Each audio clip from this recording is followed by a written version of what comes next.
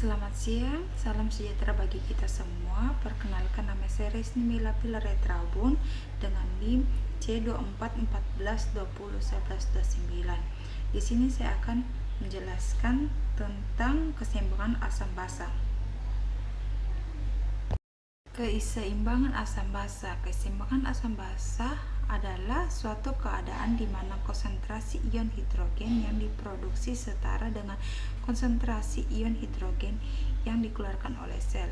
Pada proses kehidupan, keseimbangan asam pada tingkat molekuler umumnya berhubungan dengan asam lemah, dan asam lemah begitu pula pada tingkat konsentrasi ion H+ atau ion OH- yang sangat rendah.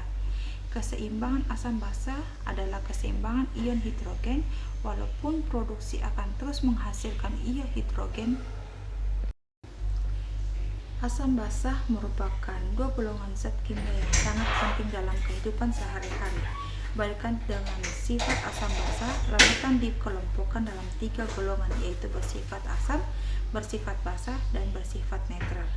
Asam dan basa memiliki sifat-sifat yang berbeda sehingga dapat kita bisa menentukan sifat suatu larutan. Sifat asam basa suatu larutan juga dapat ditentukan dengan mengukur pH-nya. pH merupakan suatu parameter yang digunakan untuk menyatakan tingkat keasaman larutan. Larutan asam memiliki pH kurang dari 7. Larutan basa memiliki pH lebih dari 7, sedangkan larutan netral memiliki pH 7. pH suatu larutan dapat ditentukan dengan indikator pH atau dengan pH meter. Menurut penjelasan tersebut menjelaskan tentang keseimbangan asam basa serta sebagai macam faktor atau hal-hal yang berkaitan dengan keseimbangan asam basa. Faktor-faktor yang mempengaruhi keseimbangan asam basa terbagi atas 3, yaitu sistem buffer, sistem penyangga asam basa kimiawi dalam cairan tubuh yang dengan segera bergabung dengan asam atau basa untuk mencegah perubahan konsentrasi ion hidrogen yang berlebih. Fungsi utama sistem buffer adalah mencegah perubahan pH yang disebabkan oleh pengaruh asam fiksat dan asam organik pada cairan ekstraseluler. Yang kedua yaitu sistem paru. Paru-paru di bawah kendali medula otak mengendalikan karbon dioksida dan karena itu juga mengendalikan kandungan asam karbonik dari cairan ekstraseluler. Paru-paru merupakan hal ini dengan menyesuaikan ventilasi sebagai respons terhadap jumlah karbon dioksida dalam darah. Kenaikan dari tingkat parsial karbon dioksida dalam darah arteri atau PaCO2 merupakan stimulan yang kuat untuk respirasi. Yang ketiga yaitu sistem ginjal. Untuk mempertahankan keseimbangan asam basa, ginjal harus mengeluarkan anion asam non-volatile dan mengganti HCO3-. Ginjal mengatur keseimbangan asam basa dengan sekresi dan reabsorpsi ion hidrogen dan ion karbonat. Pada mekanisme pengaturan oleh ginjal ini berperan 3 sistem buffer. Yang pertama itu asam karbonat, buffer fosfat, dan pembukaan amonia. Berikutnya jenis-jenis gangguan keseimbangan asam basa. Yang pertama yaitu asidosis respiratorik.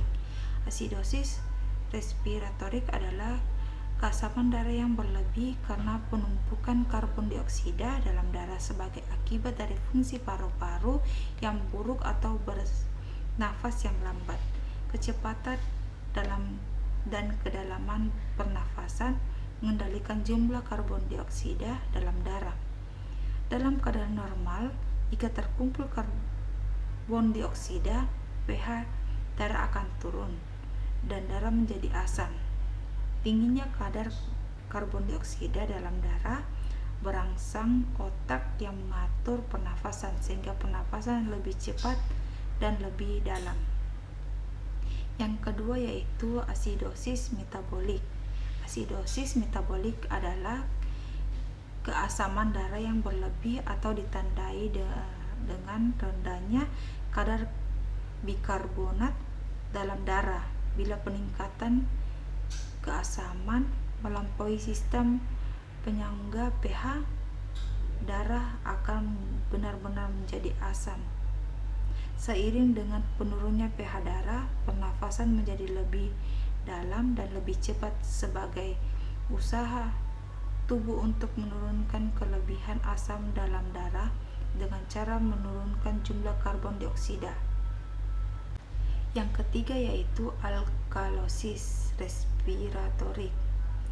Alkalosis respiratorik adalah suatu keadaan di mana darah menjadi basah karena pernafasan yang lebih cepat dan dalam, sehingga menyebabkan kadar karbon dioksida dalam darah menjadi rendah.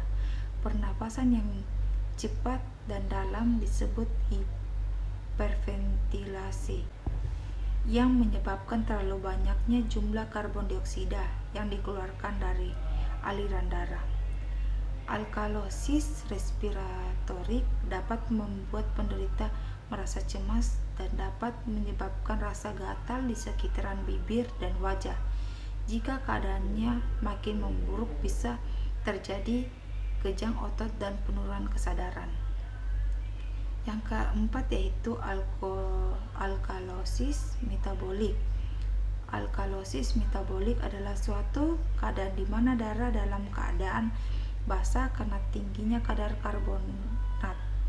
Alkalosis metabolik terjadi jika tubuh kehilangan terlalu banyak asam.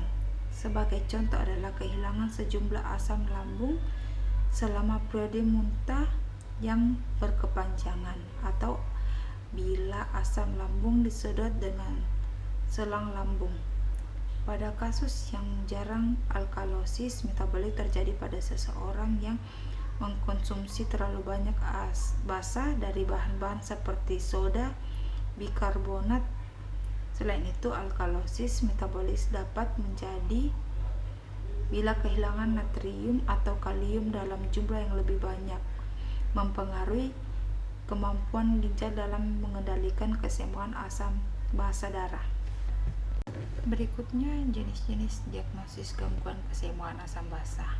Yang pertama yaitu analisa gas darah. Pemeriksaan ini dilakukan dengan pengambilan sampel darah pasien melalui pembuluh darah arteri di pergelangan tangan, lengan atau selangkangan.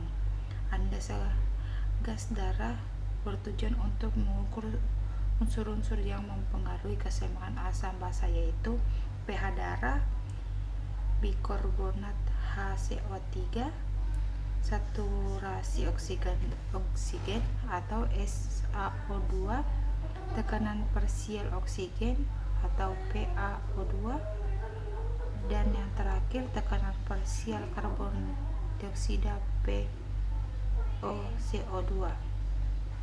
Yang kedua yaitu tes darah metabolik.